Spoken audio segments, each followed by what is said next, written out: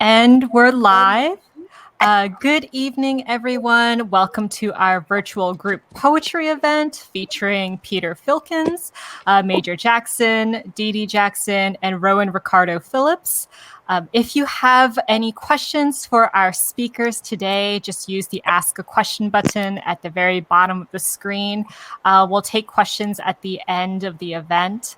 Also, please consider supporting Vroman's Bookstore tonight by purchasing one of our wonderful poets' books. You can do so by clicking on the green purchase button at the very bottom of the screen, and it'll take you to our website where you can complete your purchase. Vroman's is the oldest independent bookstore in Southern California, and it is thanks to avid readers like yourselves that keep our lights on. So any bit of support goes a very long way. So with that said, let me introduce all of our speakers briefly, and then we'll get started. So starting us off today is Rowan Ricardo Phillips, who is the author of Heaven and the Ground. He is the recipient of the Whiting Writers Award, the Penn Joyce Osterweil Award, and the GLCA New Writers Award for Poetry. His latest, Living Weapon, presents a bracing renewal of civic poetry. And we have Didi Jackson, the author of Moonjar. Her poems have appeared in the New Yorker, New England Review, and Kenyon Review. And we have Peter Filkins, who is the author of 5 collections of poetry, the most recent of which, Water Music, which is out from Johns Hopkins UP. And The View We're Granted received the Sheila Margaret Motton Best Book Award from the New England Poetry Club. And finally, we have Major Jackson, who is the author of 5 books of poetry, including The Absurd Man, Roll Deep, Holding Company, Hoops, and Leaving Saturn, which won the Cave Canon Poetry Prize for a first book of poems. And he is also the recipient of a Pushcart Prize. So with that said, I'm going to turn my camera off so that we have our poets on full screen. So. And I believe we have Rowan going first. Rowan, are you ready? I'm quite ready. All right. Good evening, everyone. I'm so pleased to be reading with Didi, Major, and Peter. Congratulations to Peter for his new book and for Major and Didi's recent books, which are really phenomenal. I'm going to start where I've got to start. This is a poem in Living Weapon. It closes out Living Weapon, and it's called Screens. Screens. George Floyd's face floats slightly out of focus, in the same way a fire always does, because there is no beginning or end when you look at either. Only the heat. Remember the heat. How it burns the back of the throat as night screams his name through the flames.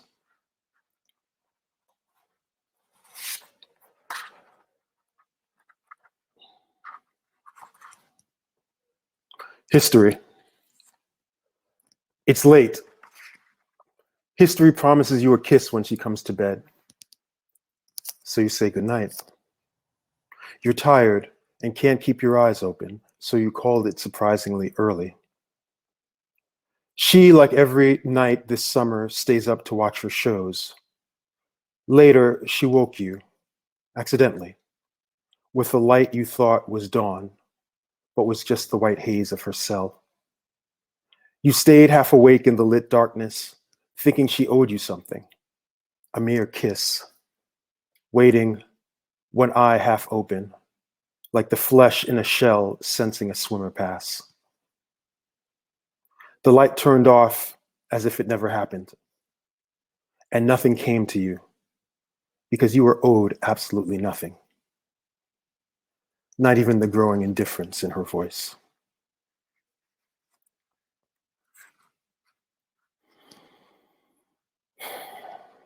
Mortality ode. Waiting in the cellular store like waiting for bread, we see 2 NYC police cars pull up casually, one behind the other. 2 officers enter, 2 wait outside.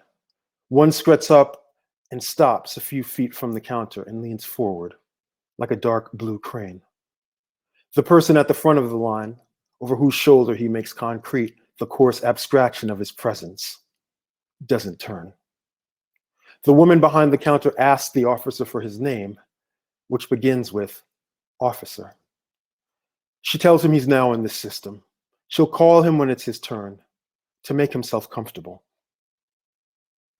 The other officers come in then. They begin fidgeting with the phones on display and talk about those things they feel they can talk about, suddenly public in their public service, hemmed in with the rest of us cut off from communication, worldless. I have no idea how much time has passed now. I don't have my phone. Well over an hour. I feel a creeping hunger. Anyway, one of them breaks away from the conversation for another compulsory round of seeming like he has something to do. Grim-waisted, he dawdles past the digital tablets and begins testing the weight of oversized smartphones and smartphones small enough to fit in the watch. His right hand hip high and resting on the pimpled, black, blunt end of his piece as he walks, like all of them, unbalanced, but propped up by strange gravity now visible. A monochrome, unearned elegance.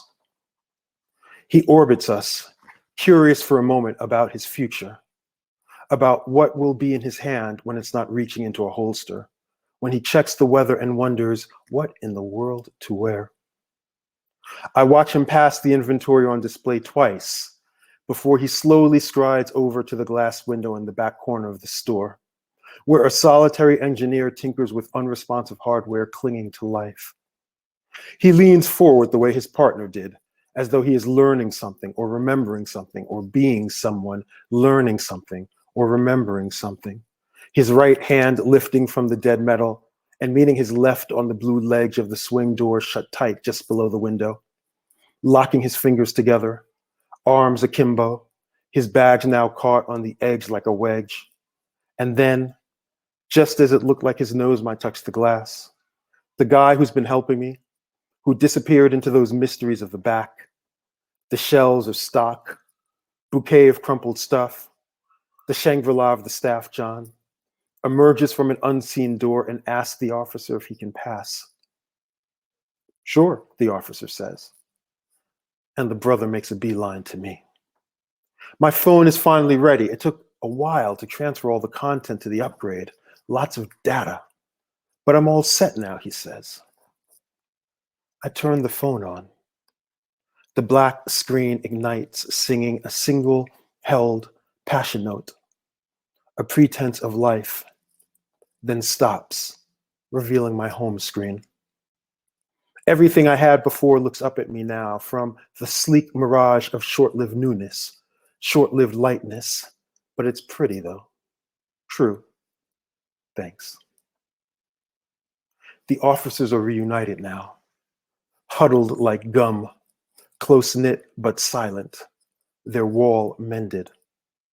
I open my phone's camera to sneak a picture of them, because it's 4 cops in a cell phone store. I lift my phone nowhere near their direction, as though I'm simply testing its weight, while straining subtly to center them in the aim. The blurs flame, then suddenly flare and come into focus when the guy who's been helping me, without looking up from his monitor, his hands still resting on his keyboard, like hands holding the end of a net, asks me, his voice quick as a Camaro, if I think I'll want protection for that. Because you never know. You never, ever know. Tradition and the individual talent. I wandered through each chartered street till I was shot by the police. And I'm going to end with a poem called Even Homer Nods. which is a line from Horace in the Ars Poetica, right? Even Homer nods. Even Homer nods. You can be a mother who knows a god, and you can ask him for magic armor, a shield the width of Saturn's widest rings, some helmet in the new or ancient style. Fill your arms with defenses for your child. Take the peacock feather you've been offered and plant it in that helmet's crown. Or keep it for yourself to use as a pen. Note, this was the only option you were offered, stylist or witness.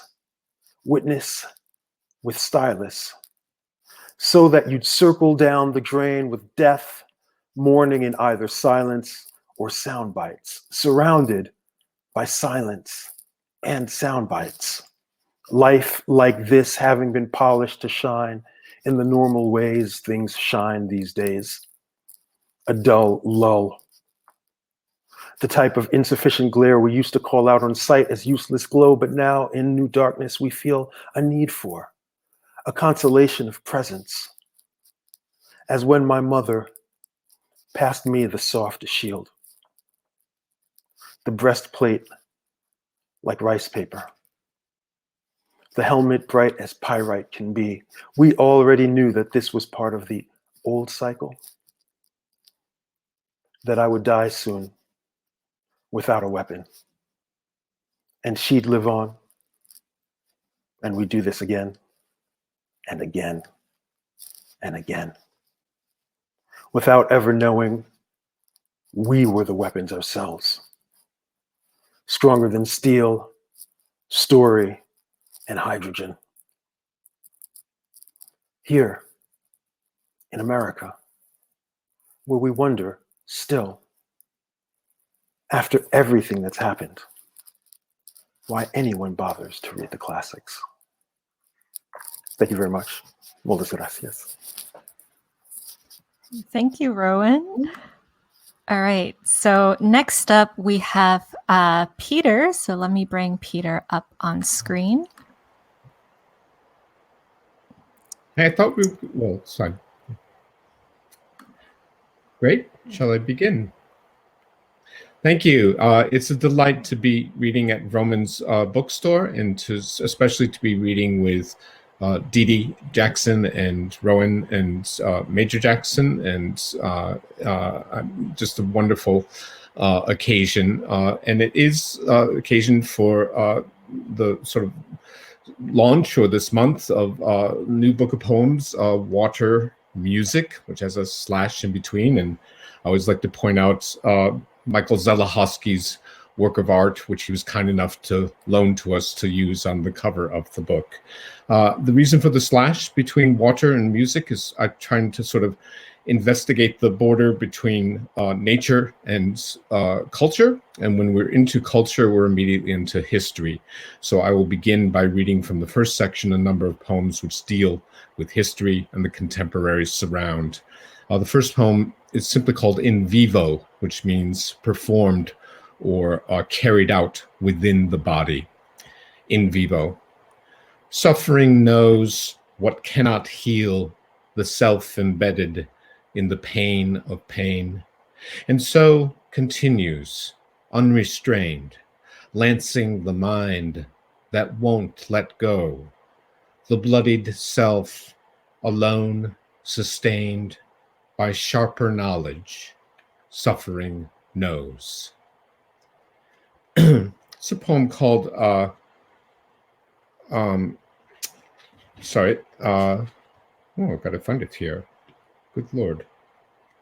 There we go. Facial recognition. And thinking about the crisis on the border, particularly during the Trump administration and the kind of rounding up, the technology used to round up people, facial recognition, I began to think about the turnaround of that, and that people were being arrested and deported who would, of course, recognize, perhaps someday, the very people who had arrested them, and that there might be that history may possess a different kind of facial recognition through memory over time.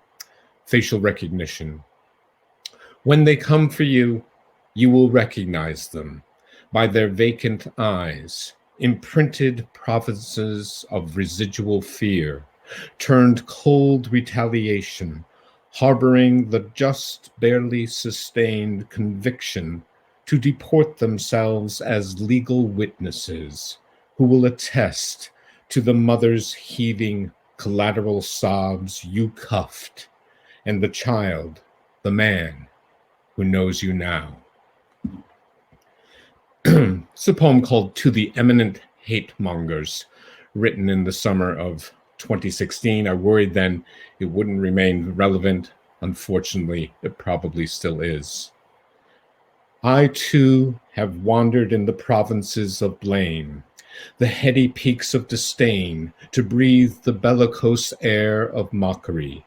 They, them, you and us, the fertile seeds of lush resentment, sprouting its fruits and grains in hothouses of malice, overheated incubators oxygenating through the night, the artificial blossoms of fear, the fibrous roots of treachery. Ah, such satisfaction, and how very sweet the taste of dime store righteousness. Who knew it could feel this pleasurable? Whole counties chugging sudsy draughts of smug, oak-aged vintages of anger, following hard on the heels of those tasty distractions, bitterness and spite, the flourishing and succulent harvest of hate ripened on smears. Yet remember, my friends, remember, beware the curse of language.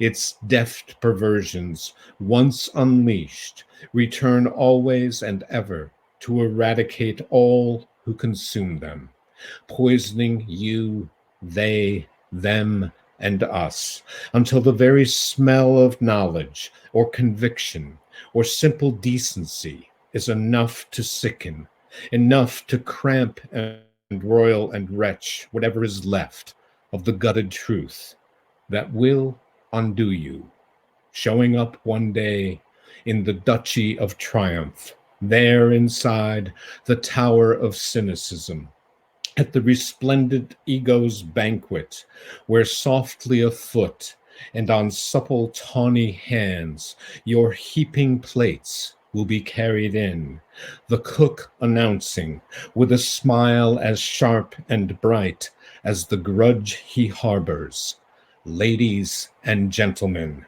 come to the table. It's time to eat your meal."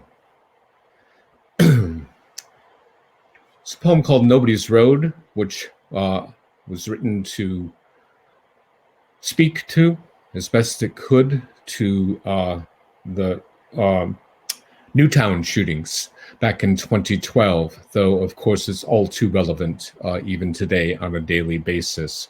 There's this road down where I live in Western Massachusetts called Nobody's Road, and I always thought it would be a useful title for a poem one day, and unfortunately it did prove useful for this poem, Nobody's Road. Nobody knows what troubled the kid. Nobody even knew where he lived. Nobody remembers hearing a thing. Nobody considered inquiring. Nobody thought to call the police. Nobody worried it would come to this. Nobody can say how he got inside. Nobody knows yet how many died. Nobody can think of just what to do. Nobody can help but feel deja vu. Nobody agrees how to prevent it. Nobody wants their rights suspended. Nobody can fathom the depth of such grief. Nobody is sure just what to believe. Nobody can undo what has been done. Nobody is watching the neighbor's son. The second part of this book concerns itself with nature and with sort of wrestling again with the border between culture and nature and the intertwinement of the two, which too often perhaps is not that pretty of a picture, though there are parts of the book that I think find a solace and a rest in nature. First poem I'll read from the fourth section of the book is called Augury, which probably should carry the epigraph November 2016, I think, for the tone and state of mind that it tries to capture. Augury. Orion's sword glints in a sky gone platinum, as winter cuts its teeth on a bone-white moon. Oak leaves, frozen, tremble like seraphim mauled by a gale whose tin-whistle tune strips the season of its last live harvest, scattering windfalls like abandoned ballast. November, midnight. Soon the Geminids will fade as portents reduced to rumor, as gravity takes hold, mortals and demigods tempted to read in each burnt-out meteor, reprieve or good omen traversing the skies. The planet spins on, the oceans rise. I should have mentioned the Geminids are a meteor shower that occurs in December of each year. False cardinal. Just before sunset, a cardinal sets its doo-wop chirp-chirp atop an elm, a knot of flame like an epithet inside the evening's sky-blue dome. Spring again. The cardinals return now 3 weeks early. Revenant of a future we've come to learn, will see the planet dead and spent, or not, or maybe so. While likely the cardinal's song, undulant still in its late-day last call reveille, will find us at evening facing west, transfixed and emblazoned, a cardinal sun sinking in each pane of glass. And then that other side of nature, a feeling which provides solace and sustenance. Oracle. We look to nature for what we long to see, a cloud's dissembled face in the aqua blue, the reed buffeting breeze, the slow shamble of water chuckling a creek bed's gravel. Whatever is hidden at a glance's edge, the mind will have it. A bobcat spotting prey too far outside its burrow's sunken cavern, the spider stalking a fly in the nimbus of a web, the owl's muffled flight, the pewter gleam of a muddy river's eel, the timpani of ice thrumming a lake's black kettle, marginalia in motion within this evening's pregnant calm are palpable yet invisible, magnified dark silhouetted hills dilating before you, dusk sharpening their backlit edges, talismans at twilight, the whir of birds. And I'll end with a poem simply called Turtle. A turtle found on the background crossing the road. Shy panzer of the swamp, atavistic in your haughty calm, you blink at us encapsulated in our swanky Prius, crossing the road from the prehistoric world you're going to or coming from to lay your eggs in the sandy bed of tomorrow, knowing like the dead that however slow it indeed will come, and does, even if absent of you, sanguine, curmudgeonly, immemorial as mud or the memory of mud, propelling you on as you cling to your path through fan-tailed ferns that flood our eyes with green heraldry, fresh and real. Thank you very much. Thank you, Peter. All right, so next up we have Didi. So let me bring her up.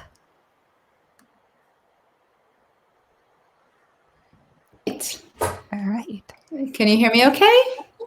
Yes, we can hear you just fine. All right. Thank you, Rira. And thank you, Peter, for organizing this. And thank you, Rowan's Books. And it is wonderful to read with and to see Rowan and Major and Peter. So thank you, and wonderful reading so far. Right before we started, we were talking about traveling just a little bit. So I thought I would open with a poem of travel from my book Moonjar. I'll read a couple poems from there, and then I'll read a new poem from hopefully my new manuscript. So this is titled Ribollita. In a Tuscan farmhouse, I cook ribollita, a peasant soup of white beans, crumbled bread, and kale, as the Campanile de San Biagio rings in the centuries.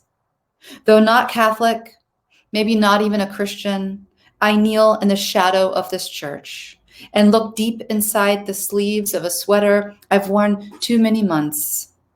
After taking his own life, my husband, I knew, burned in a box I chose from several boxes.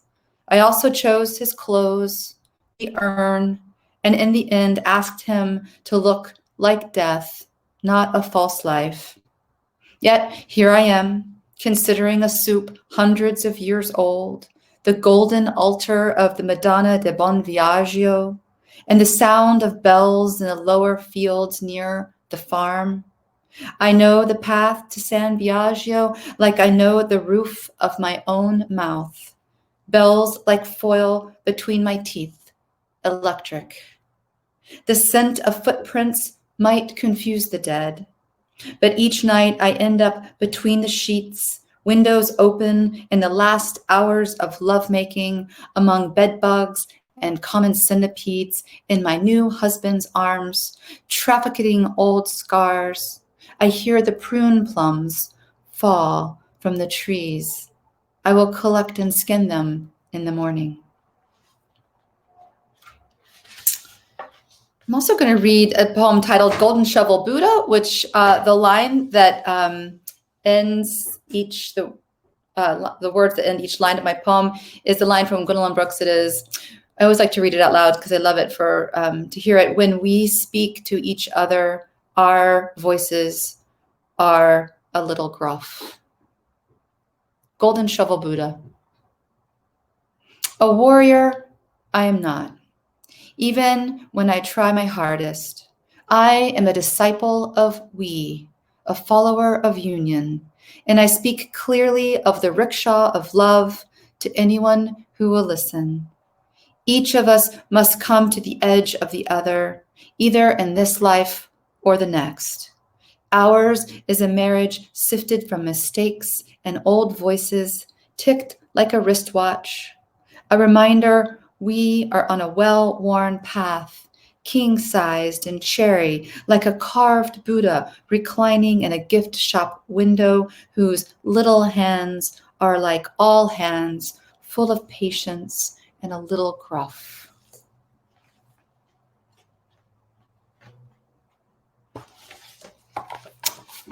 Moon jar. My wedding ring is missing one small diamond, and I like it that way, a reminder of the imperfect in all of us, like that keyhole size of grief that remains crystalline. In Korea, ceramicists for centuries have made moon jars, testimony to the virtue of modesty, asymmetrical warping on the wheel, slumping in the pine-heated kiln, impurities when fired, black dots and pocks on its surface like freckles on skin. I have been kept awake so many nights by the moon, its pull on the pines and night birds, and who, like a monk, keeps a sharp order of time. Never a perfect sphere, the milky moon jar joins two clay hemispheres into one. When the light of the moon finds me, I am the color of everything in the winter night.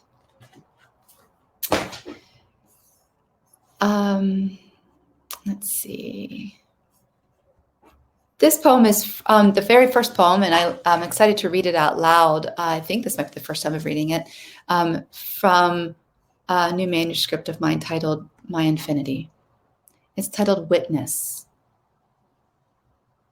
At this hour, on this day, in this place, in this exact light, the birch leaves shimmy. How they clap at the sun with their golden hands like early Christians raising their open palms to pray, then settling and basking in the late golden glow. The pair of ruffled grouse I flushed were frightened by only me. 2 small firecrackers lifting from goldenrod and milkweed, keeping low to the earth too heavy for their want of a higher flight. The green mountains flex their muscles, and like an old horse's withers, twitch a little. They must know summer is closing.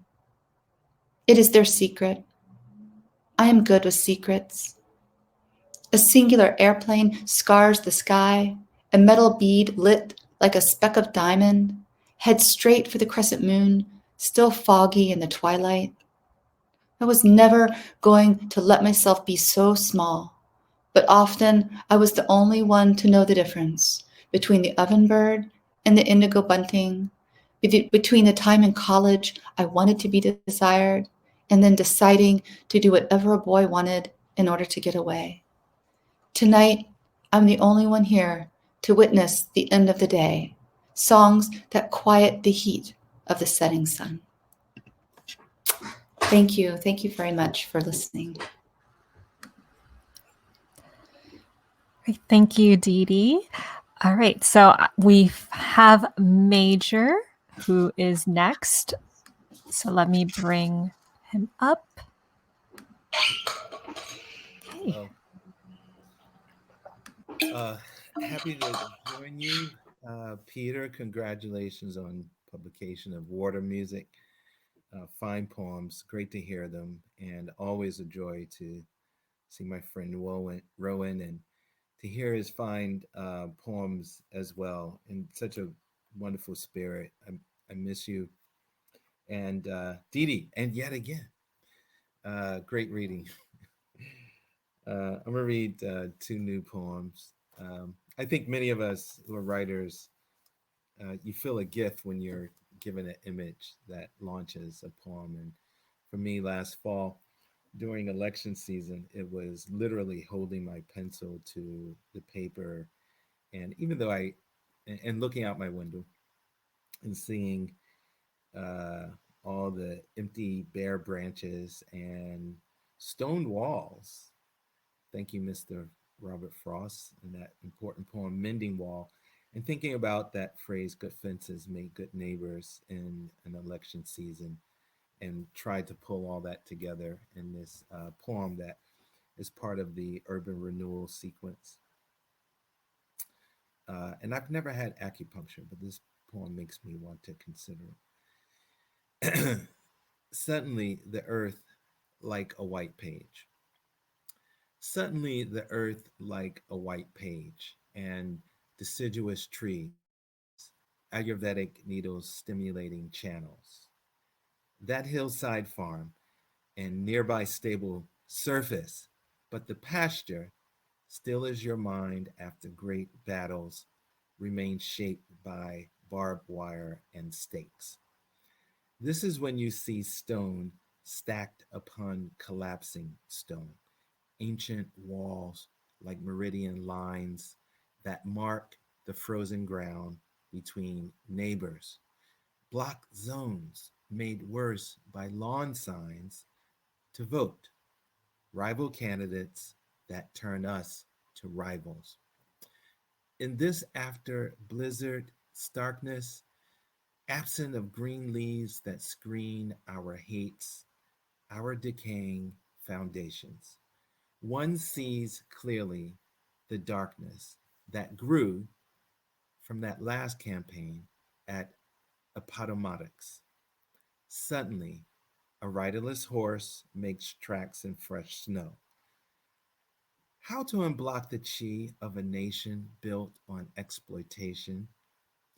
Your charismatic pen recalls the genocide of the Arapaho children gripping knotholes of a fence on a border, each ballot like an instrument of murder, a hand reaching toward the body of your daughter.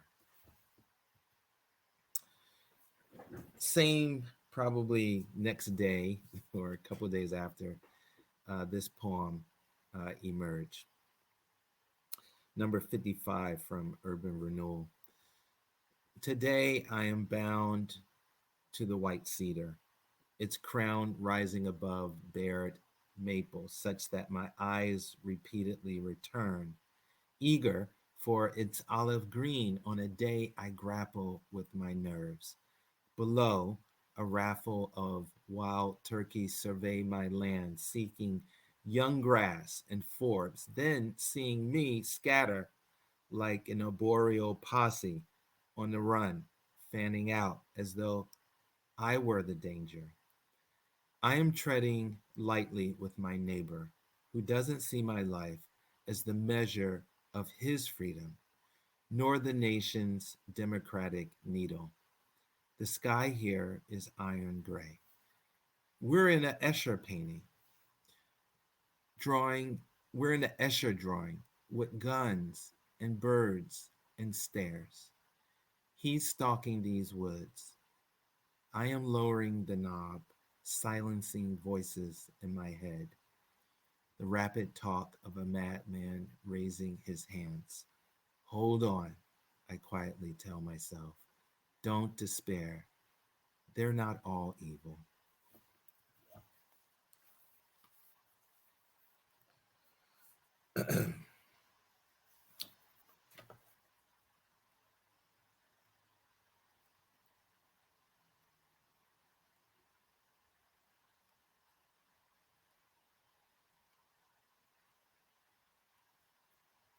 These poems are from the book Absurd Man. The Absurd Man on Object Petita.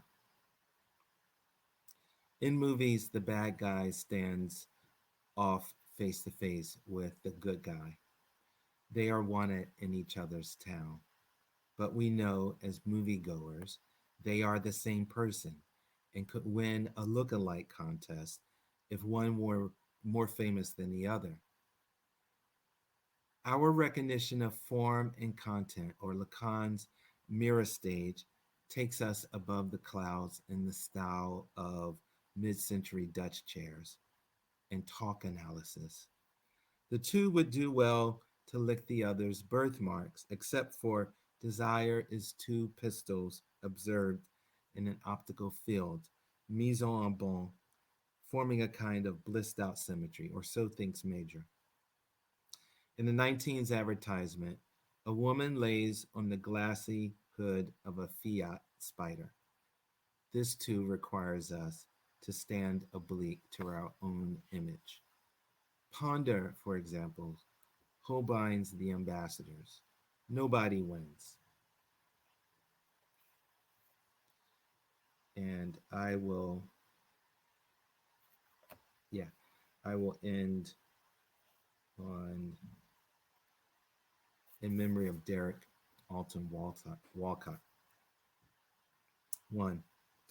Island traffic slows to a halt as screeching gulls, reluctant to lift heavenward, congregate like mourners in salt-crusted kelp as the repellent news spreads to colder shores. Sir Derek is no more.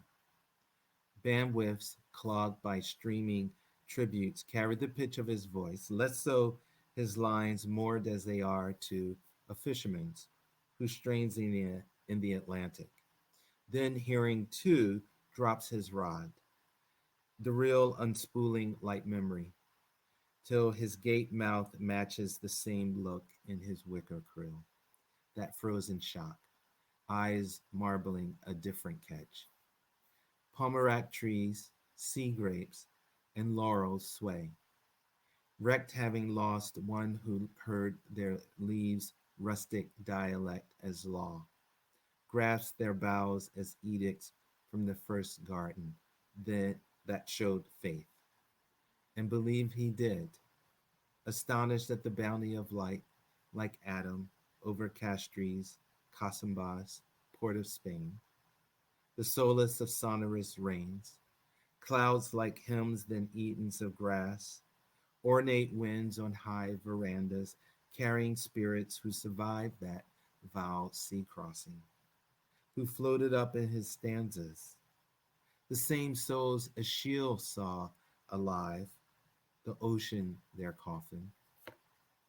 Faith too in sunsets, horizons whose backlit job is to divide and spawn reflection, which was his pen's work. Reason twinned with delight, divining, a church sexton. Poetry is empty without discipline, without piety. He cautions somewhere, even his lesser rhymes amount to more than wrought praise, but amplify his poems as high prayer. So, as to earn their wings above, pelicans move into tactical formation, then fly low, like jet fighters, in honor of him, nature's mouth, their aerial salute and goodbye. Such a pleasure to join you all. Thank you. Right. I'm going to bring all of the poets back on screen so we can give everyone a virtual round of applause. So, bring up Didi. All right. Well, thank you to everyone who tuned in. Thank you, Rowan, Peter, Didi, and Major for your lovely readings. It was wonderful having you all. If you would like to purchase a copy of any of their books, just click on the green purchase button directly below the screen. It'll take you to our website where you can complete your purchase. Also, a replay of this talk will be available. If you wait maybe 15 minutes, it should be up. Just use the same link. And we'll also be re-uploading this on our YouTube channel. And with that said, I think that about wraps things up. Thank you again, everyone, and stay safe. All right. Thank you, everyone. Thank you, Major, Rowan, and Didi. Thank you. Thank you. Thank you. Thank night. you.